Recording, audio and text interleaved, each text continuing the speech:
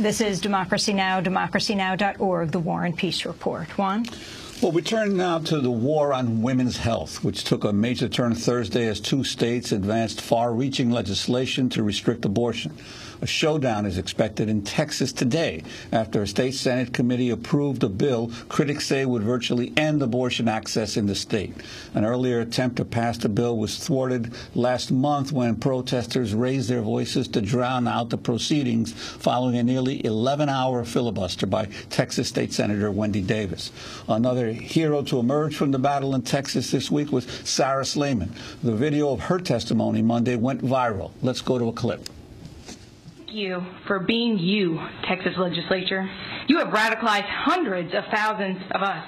And no matter what you do for the next 22 days, women and their allies are coming for you.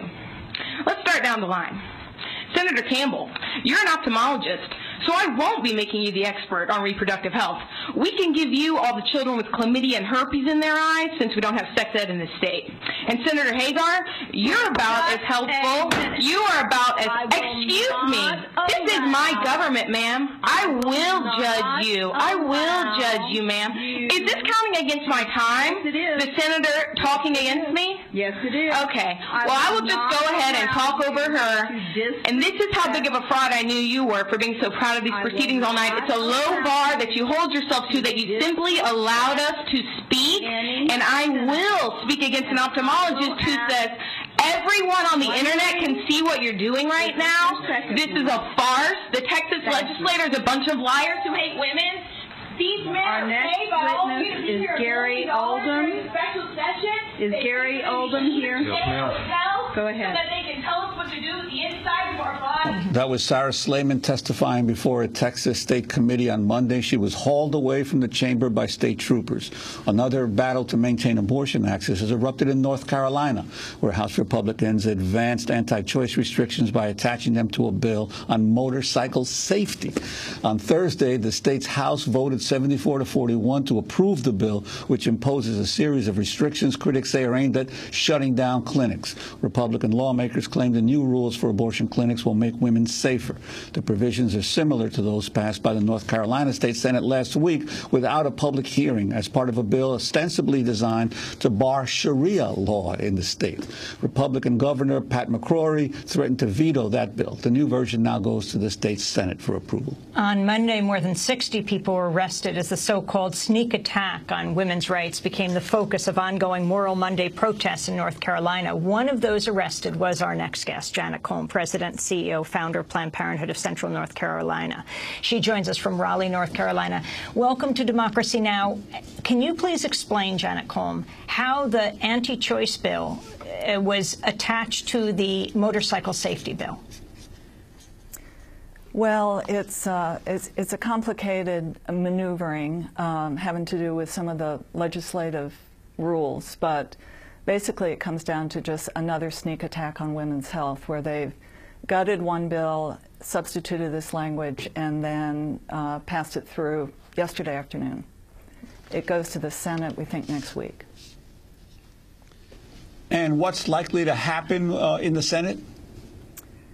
Well, it's, I don't know. We now have 2 bills. We have the one that the Senate snuck through. We have the one that the House snuck through. They're essentially the same, and almost certainly one of them will end up on the desk of Governor McCrory, and we are hoping that he will stick to his campaign promise not to sign into law any further restrictions on abortion. Of course, in North Carolina, one of the challenges that we face is that this law can also go into effect if he doesn't sign it. So we're almost certainly looking at increased restrictions on abortion providers. Now, this is extremely significant, Janet. During the debate in his 2012 campaign, North Carolina Governor Pat McCrory said he would not support any further restrictions on abortion access when he was asked by the moderator. Let's go to a clip. Speaking of women's health issues, this past year state lawmakers passed the Women's Right to Know Act, a new law that added restrictions and some say made it more difficult for women to get abortions in North Carolina. If you're elected governor, what further restrictions on abortion would you agree to sign?